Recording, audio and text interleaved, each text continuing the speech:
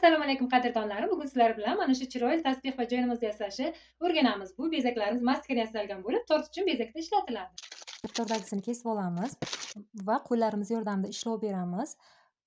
Qo'limiz issig'iga mastikaga ishlov bergan sari mastika yumshaydi va kukuruzli kraxmal yordamida yoyamiz. Mastikani yoyib olib, kompyuterxonadan chiqarib kelgan joynamoz shakli rasmini qo'yib, kesib olamiz. Faqat ikki chetidan joynamozni iplari uchun joy qoldiramiz va pichoq yordamida yoki qaychi yordamida joynamozni iplarini kesib olamiz. Endi esa mastikamizni uzun arqoncha shaklini yasab olib, mana shunaqa silikonli kovrikka solib chiqdim.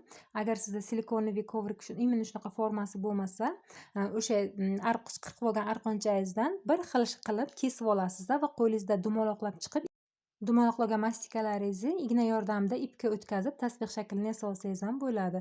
Mana tasbehimizni popukchalarini ham qaychi yordamida kesib oldim, o'rtasini ham yasab olib, endi suv yordamida yopishtirib olamiz. Mastikani yopishtirishda ko'pincha suvdan foydalansa bo'ladi. O'zini kleyi ham bo'ladi, lekin oddiy suvdan foydalansangiz ham bo'ladi. Mana popukchasini ham yopishtirib qo'ydim. Endi esa joynamozimizni yopishtirish uchun men sug'ishoniy molokodan foydalandim.